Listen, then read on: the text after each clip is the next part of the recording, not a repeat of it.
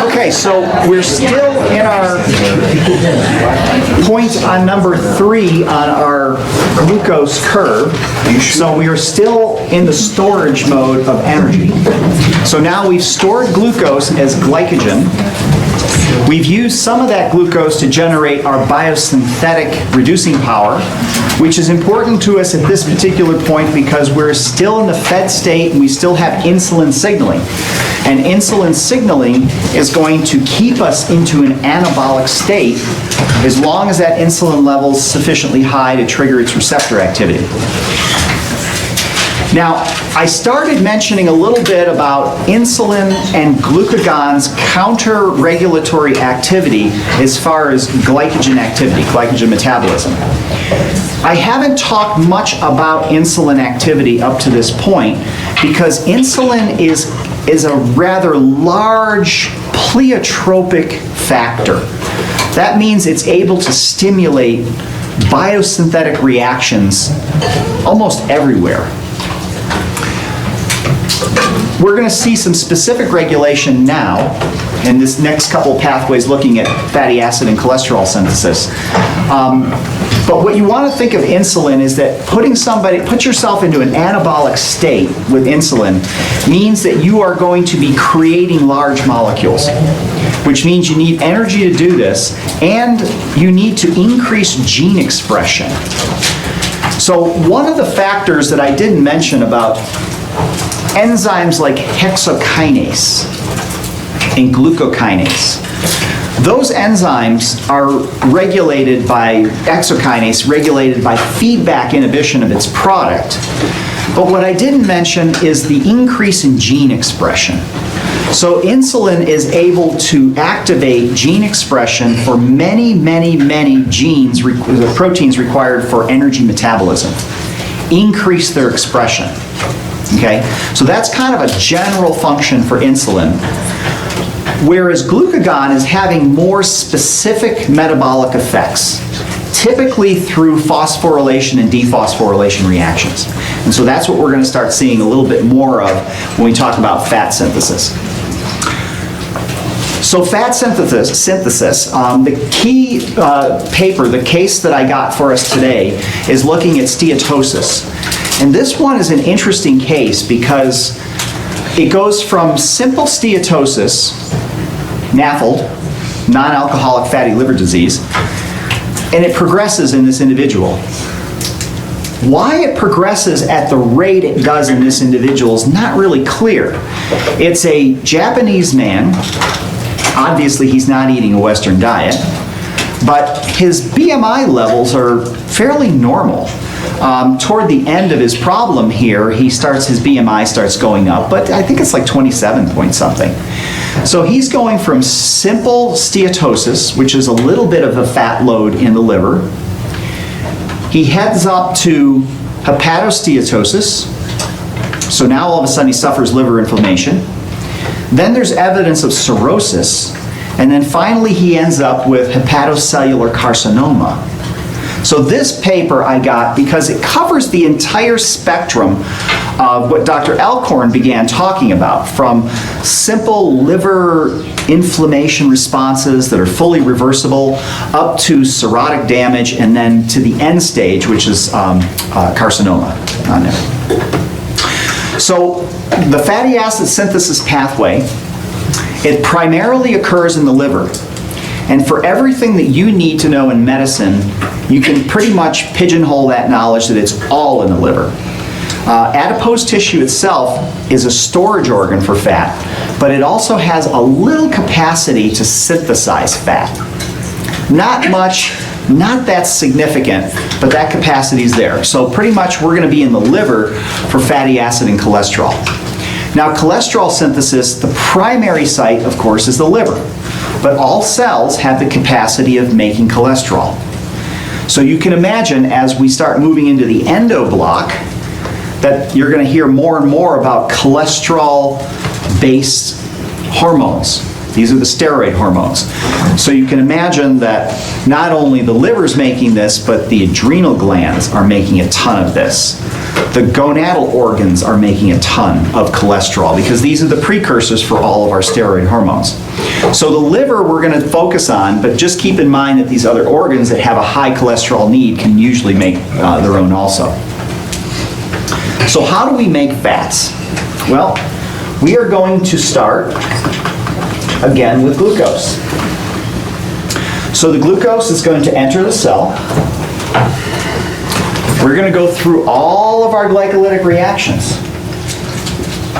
Now at this point, we've got glucose 6-phosphate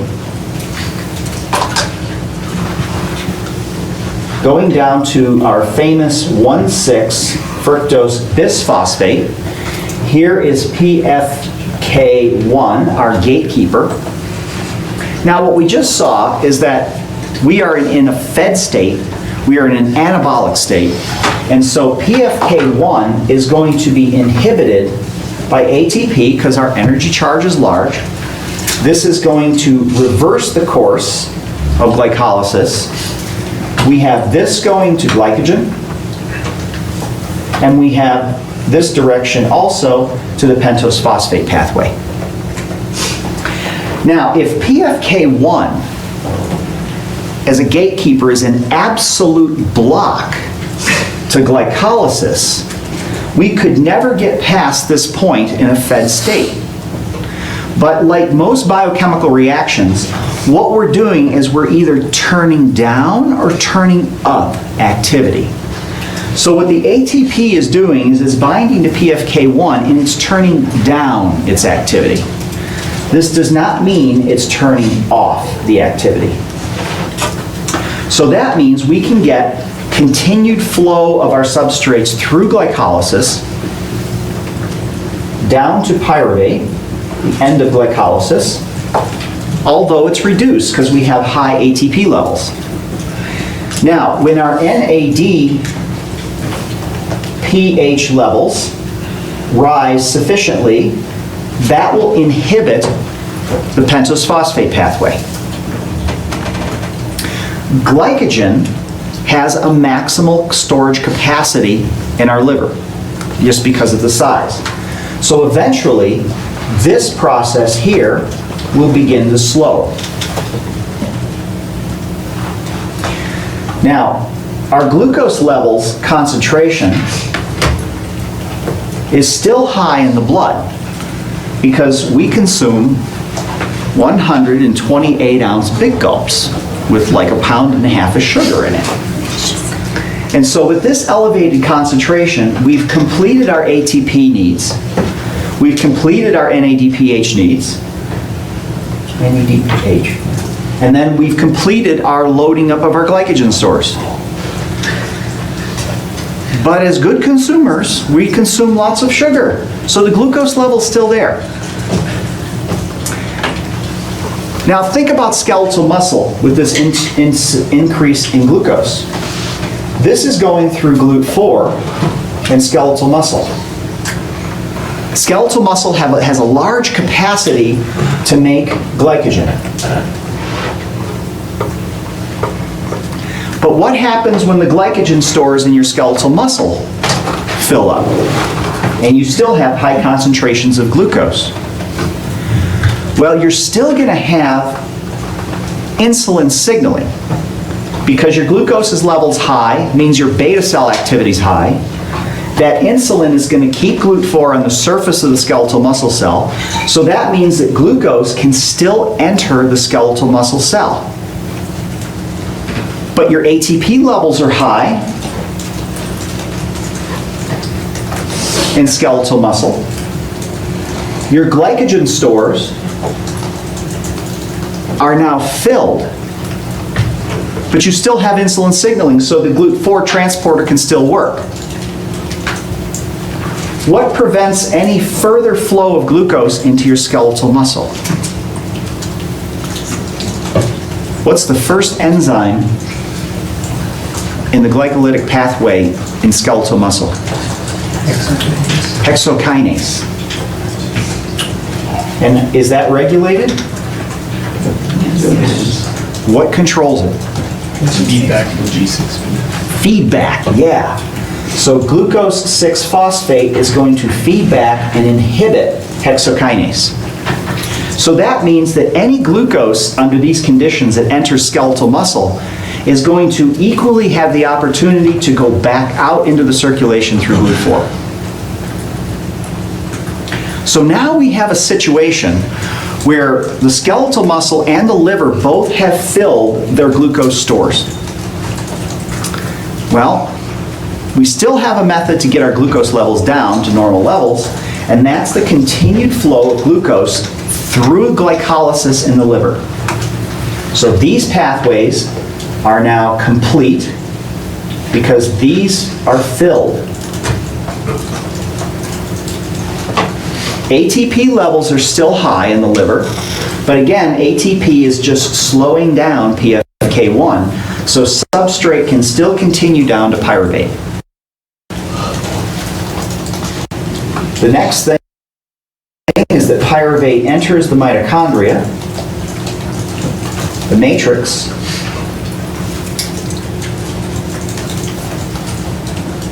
and PDH converts this to acetyl-CoA.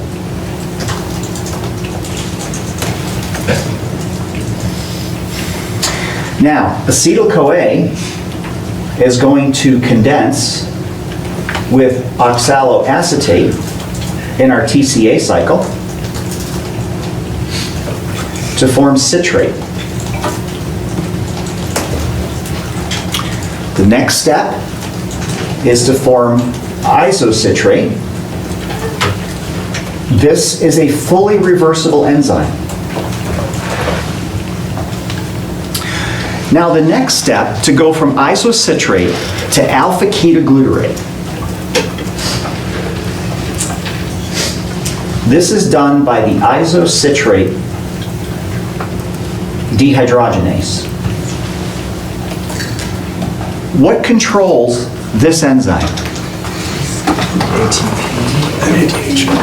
ATP and NADH. So remember, when NADH levels are increased, that is going to inhibit this enzyme. Under these conditions we've just looked at, is the NADH level high in the hepatocyte?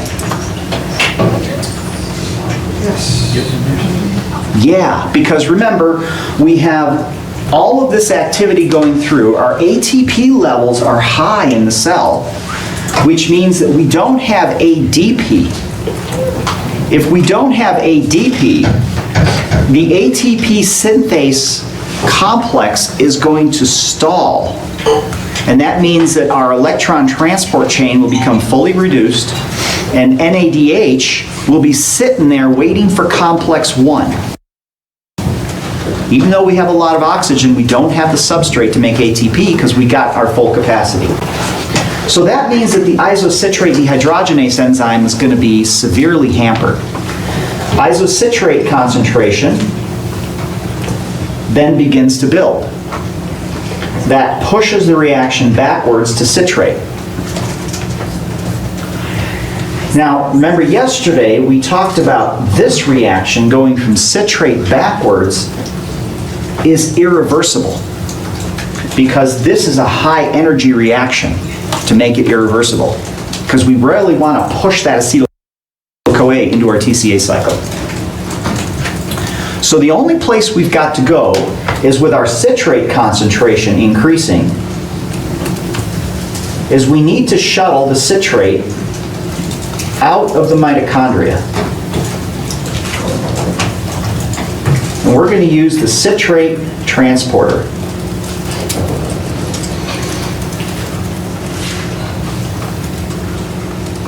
Now the citrate transporter is going to remove citrate from the TCA cycle. When we remove citrate, that is going to allow more acetyl-CoA coming down from glycolysis to enter the TCA cycle. And in turn, that is going to push more citrate out into the cytoplasm. Now, the next step with citrate is we are going to break this up with citrate lyase. The enzyme citrate lyase. So lyase is just an enzyme that can cleave a carbon-carbon bond. So by breaking up citrate with this lyase, we are going to generate acetyl-CoA plus oxaloacetate. So this is one of those Pinterest things. I see what you did there, right? We made citrate from acetyl-CoA and oxaloacetate, and now we're using citrate as a transporter to bring acetyl-CoA out into the cytoplasm. What would happen if we bypassed this and we actually had a transporter for acetyl-CoA out to transport acetyl-CoA out into the cytoplasm? You lose your acetyl-CoA very rapidly and the TCA cycle would be compromised. So that's why we have to go through this little bypass with citrate. Now, what we're going to look at today is the result of acetyl-CoA being in the cytoplasm. The first thing that we can do is fatty acid synthesis.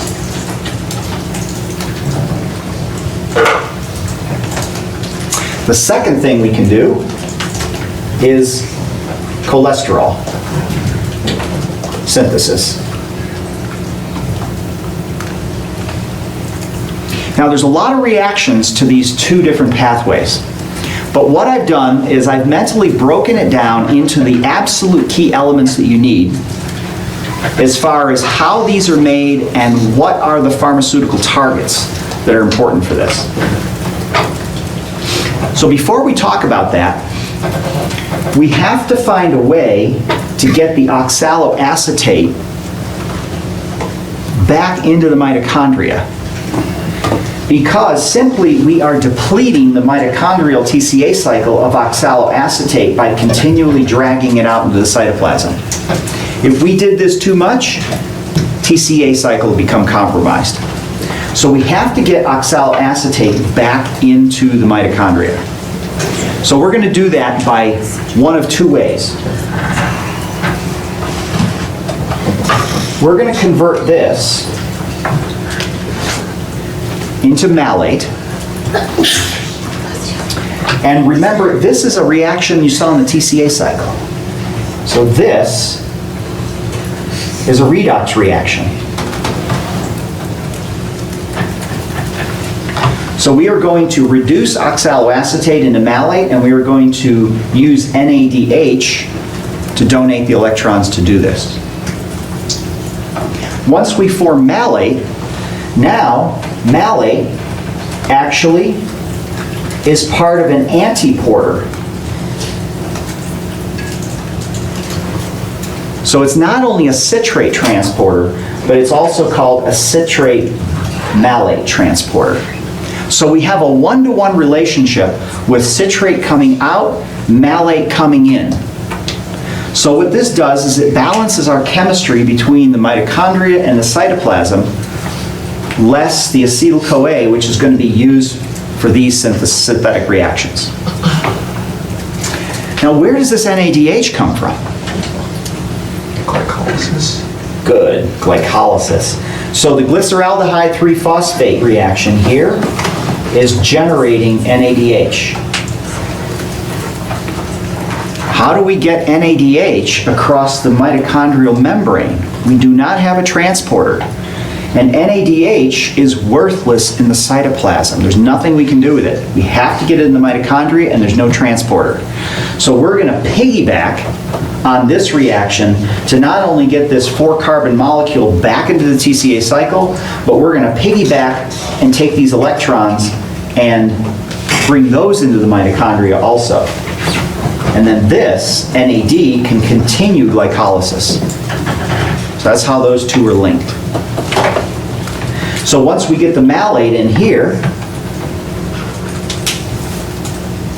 we have the malate dehydrogenase enzyme, TCA cycle, and so that is going to restore the oxaloacetate, and now we're transporting those electrons back into the mitochondria, where we can take that and put it in the electron transport chain. So again, we don't miss out on a single piece of energy. Not even wasting that NADH generated in glycolysis. We have a way to get it in there, in the mitochondria. Now, there's one more path. I said there were two ways to get oxaloacetate into the mitochondria. The other way is to take oxaloacetate and convert it into pyruvate. Oxaloacetate is a 4-carbon molecule. Pyruvate is a 3-carbon molecule. So that means we have a decarboxylation reaction. It's also an oxidative decarboxylation reaction. So in this reaction, what we're generating is not NADH, but rather NADPH.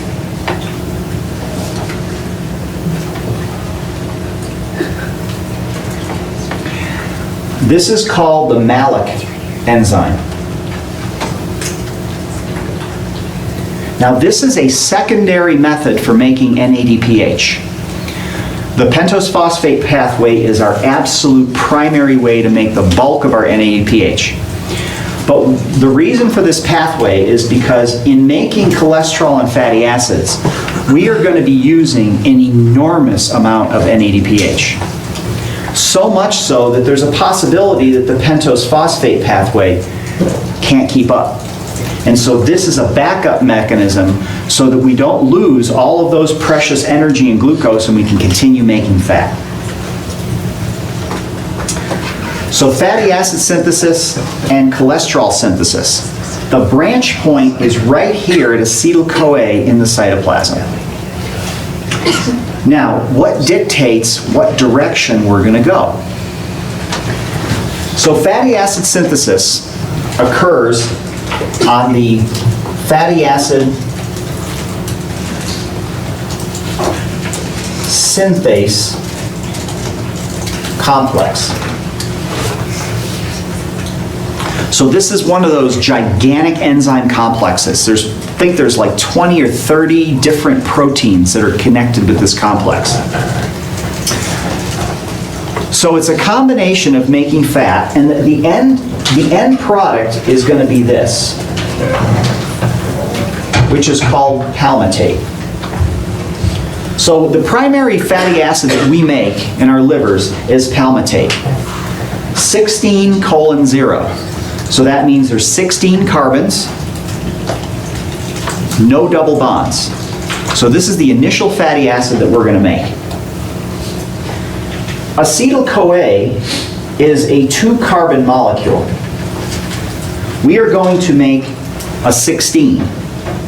So essentially what we're going to do is take 8 acetyl-CoAs and we're going to link them together to make our fatty acid. Now, before we do that, we have to prepare the acetyl-CoA for the reaction sequence. So we are going to take our acetyl-CoA and we are going to convert it into malonyl-CoA.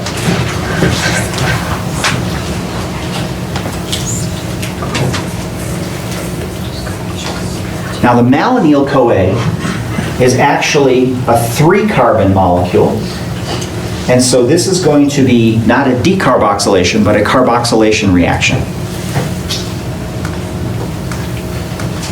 And so from here, we have a series of oxidative reductive reactions, desaturation reactions.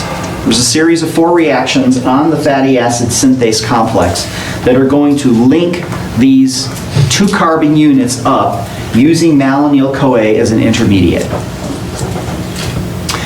So I used to present the details of how this happened, all the chemistry. And then I realized I never had a question in the database that asked that, and I never saw anything in first aid about the actual mechanism. So I threw it out. So what do you need to know about this? You need to know where fatty acids come from. You need to know that there's a branch point here with acetyl-CoA in the cytoplasm. You need to know that there's this conversion of malonyl-CoA from acetyl-CoA. And you need to know that the enzyme that does this is acetyl-CoA carboxylase. Why do you need to know that specific enzyme? Because this enzyme is regulated by insulin and glucagon. So we are in a fed state. We have insulin signaling.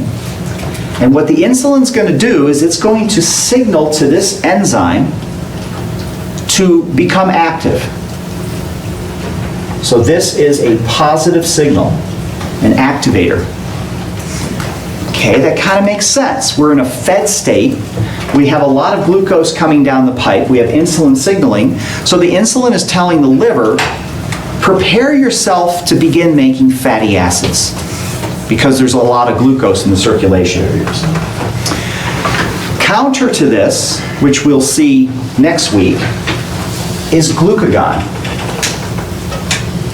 Glucagon is a negative regulator.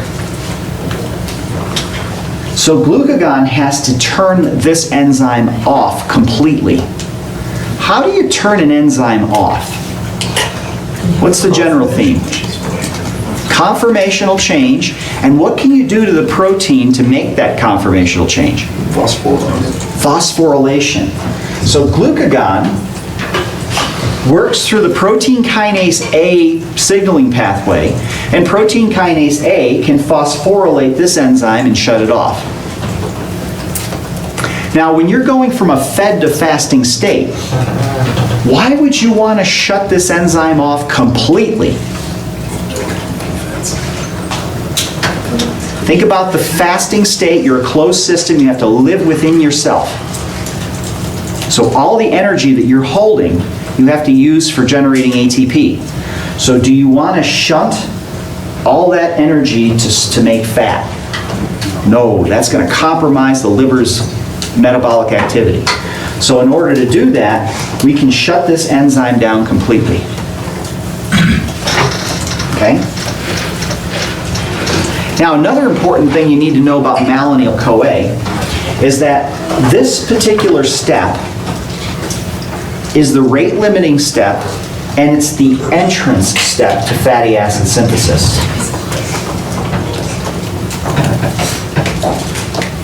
So once you go from acetyl-CoA to malonyl-CoA, there's no other place you can go with malonyl-CoA except to link those up to form the 16-carbon fatty acid.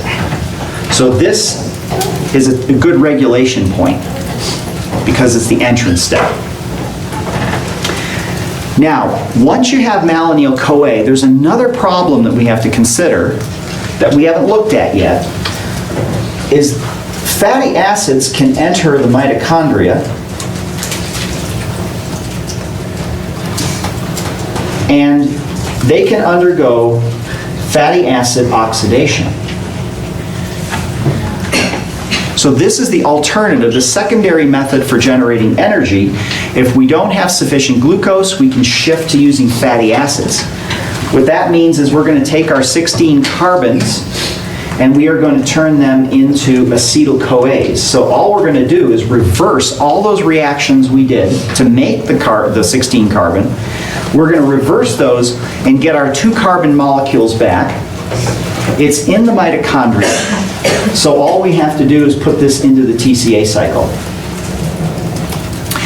Now, when you make the fat in the cytoplasm, what prevents this fatty acid from turning around, entering the mitochondria, and ending up right back where you started from? If that happened, that is called a futile loop. It's a metabolic loop that serves zero function. So what we're going to do is we're going to use malonyl-CoA to inhibit this molecule, the fatty acid molecule, from entering the mitochondria. So this malonyl-CoA not only serves as a substrate to make the fat, but it also binds to the mitochondrial transporter to prevent the fat from entering the oxidative reactions. So that means now you have a productive method for making fatty acids. We'll talk about that next week. That's the carnitine shuttle system. Okay, so now we've got our acetyl-CoA carboxylase. This is our committed step.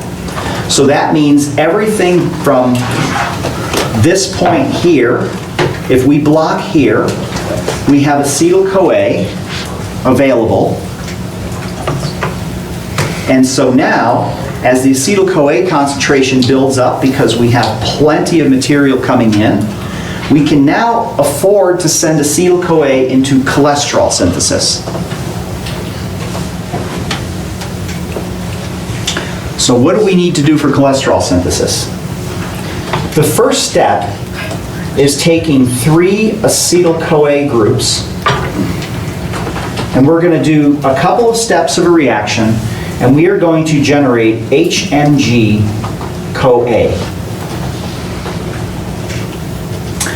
This stands for hydroxy, methyl, gluteryl-CoA. Now the next step in cholesterol synthesis is going to make mevalonate. This step, from HMG-CoA to mevalonate, is the committed step into cholesterol synthesis. So that means that these reactions are reversible up to that point.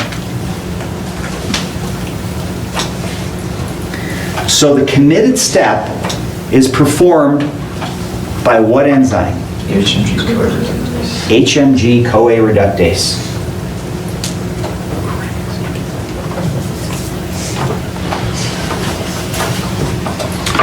When you're prescribing medication to your patients, that will be your biggest target of your entire life. What targets that? Statins. And we'll come back to that in a second. So once we get to mevalonate, then we are going to use this in several steps now. These are several step reactions.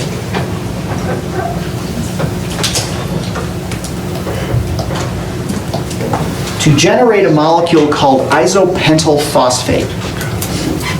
Now this is a pretty unusual molecule, but this is another branch point in cholesterol synthesis. This will allow you to generate, nope, that's not spelled right, geranyl.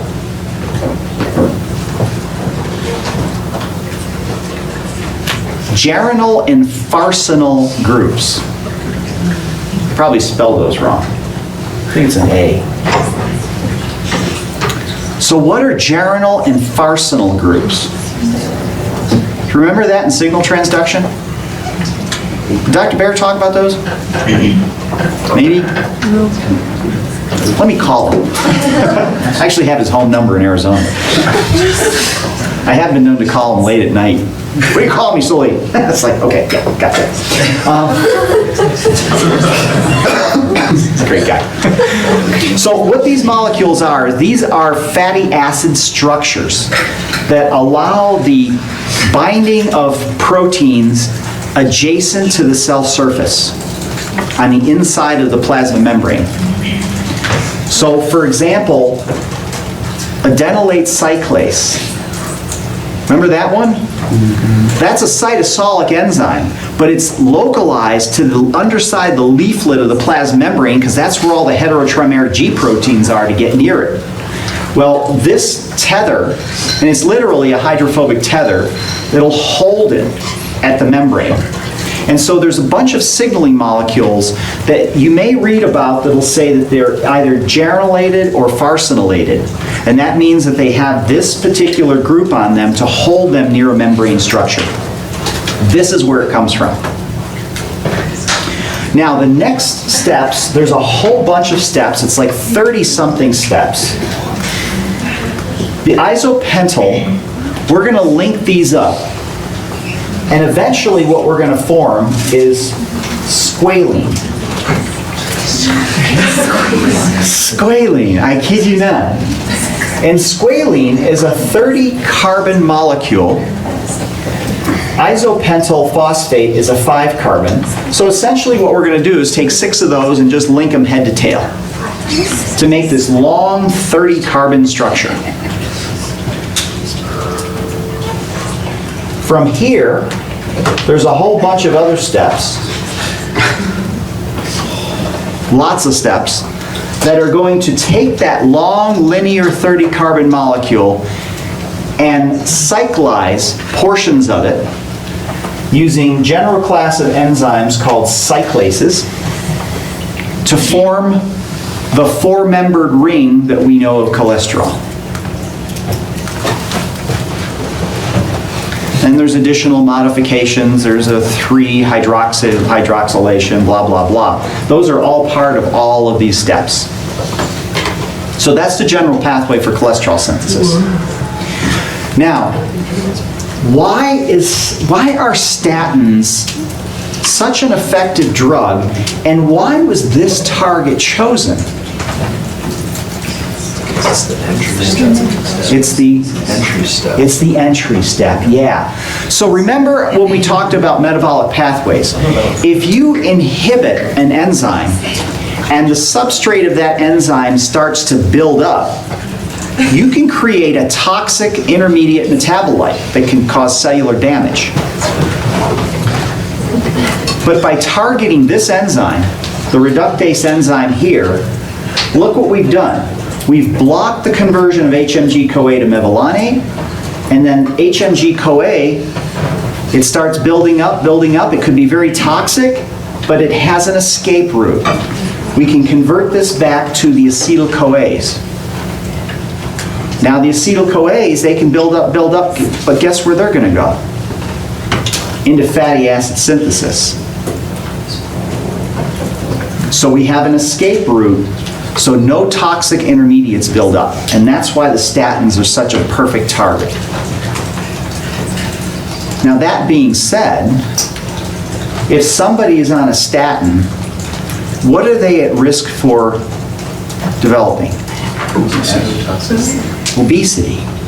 Because what you're doing is you're inhibiting the endogenous cholesterol synthesis, so all of this acetyl-CoA that could go into cholesterol synthesis is now shunted into fatty acid synthesis.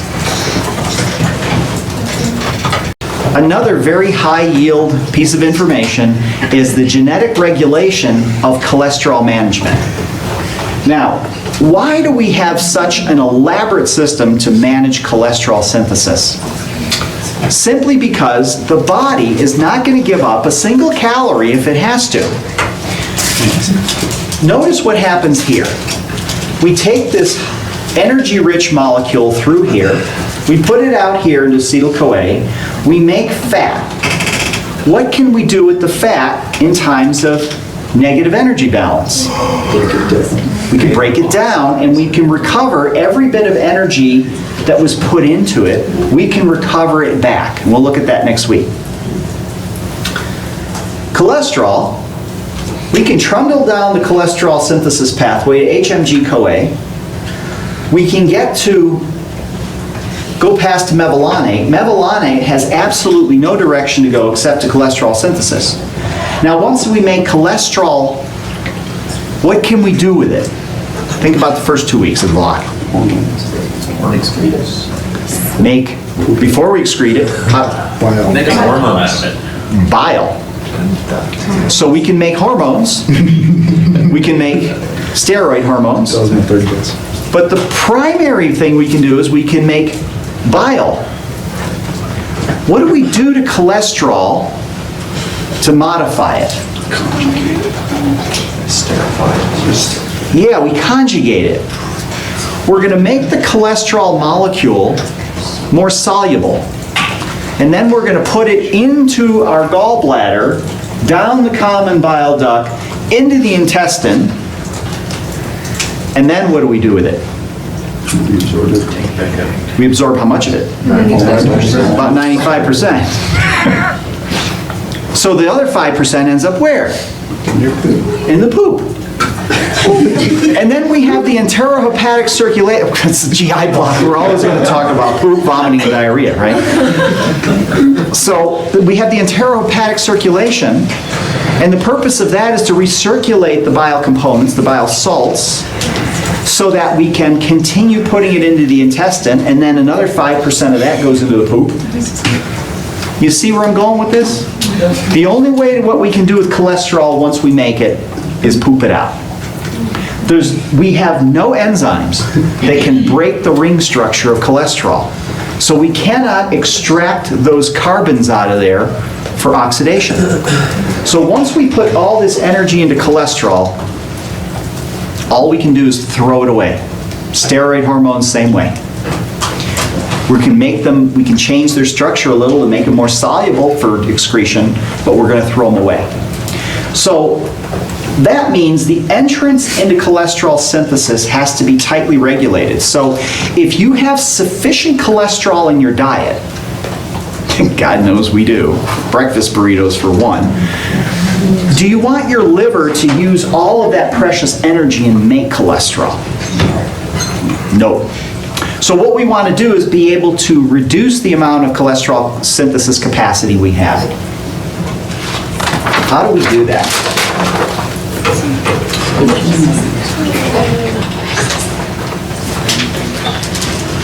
We're going to talk about the SR-EBP system.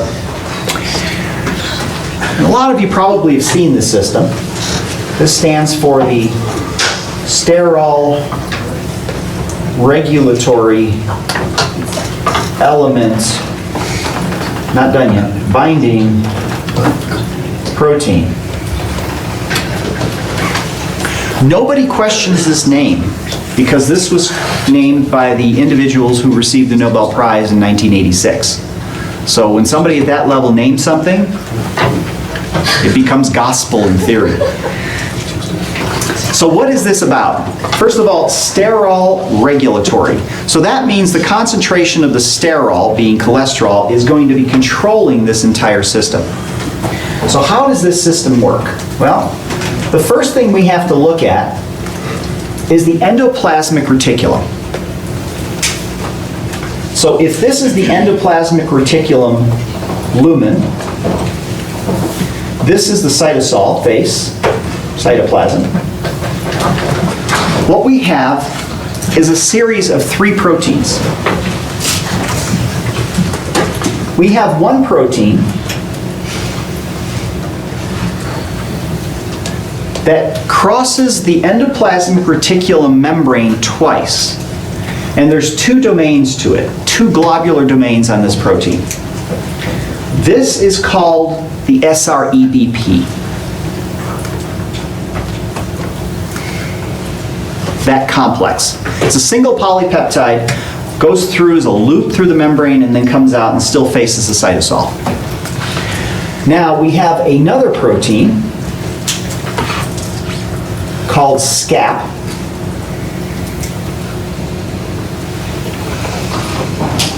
Which stands for SR-EBP cleavage activating protein. Just remember SCAP. And then we have another one called INSIG.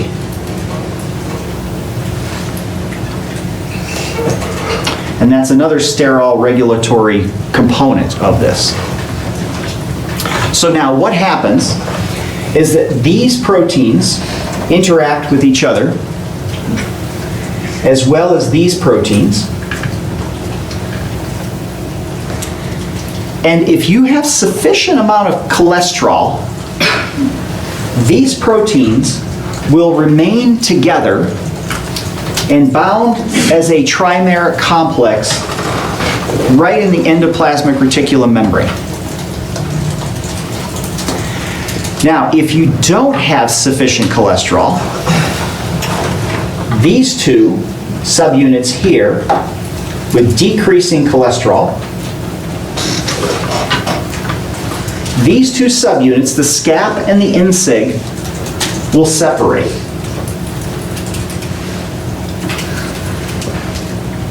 So the binding of these two proteins is determined as a cholesterol sensor, and it's located in the endoplasmic reticulum membrane of all cells, but the highest concentration, of course, is in the liver. Now, once the INSIG protein dissociates, the SREBP and SA and SCAP proteins, these proteins here are now allowed to translocate to the Golgi complex. So the INSIG protein is actually holding these two proteins back in the endoplasmic reticulum. Once you dissociate the INSIG from this complex by having cholesterol come down and reduced, these two molecules now enter the Golgi complex.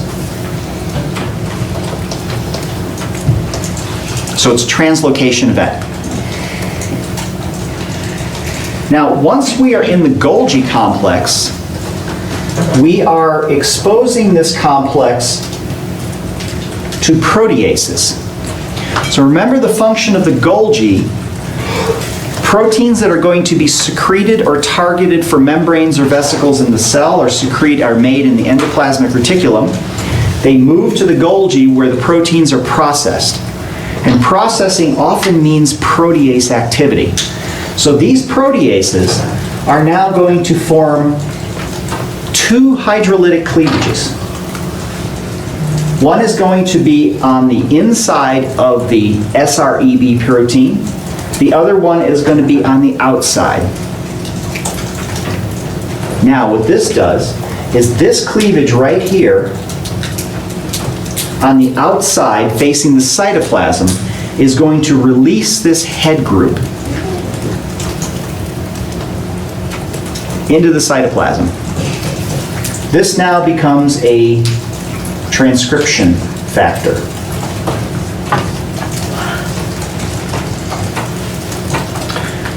So here's our nuclear membrane. This transcription factor now enters the nucleus.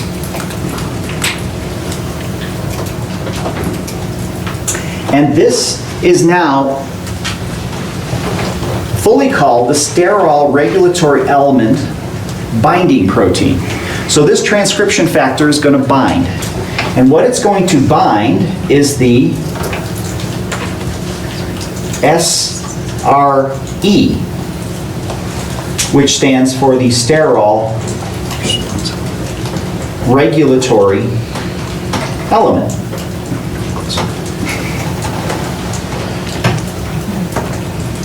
Now this sterol regulatory element is a promoter sequence.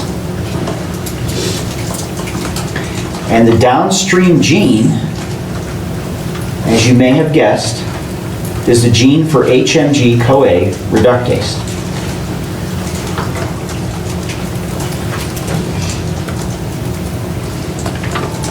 When this SREBP, the binding protein, binds to the element, the promoter element, that is going to drive expression.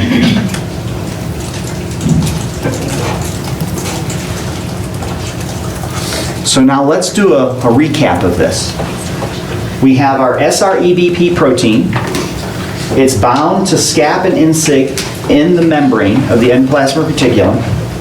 When cholesterol levels begin to drop, let's say that either you've gone through a lot of enterohepatic circulation and your diet is very low in cholesterol, your body's going to need cholesterol. So the depletion of cholesterol is going to cause these two to come apart, dissociate. This complex now moves to the Golgi. The proteolytic cleavage releases the transcription factor, which is going to increase the expression of HMG-CoA reductase, which is the entrance enzyme into cholesterol synthesis at this point. So by increasing the amount of enzyme, we can increase now the flux of acetyl-CoA going through the cholesterol synthesis pathway. So that's one method. Now, what if I told you that there was another SRE promoter element.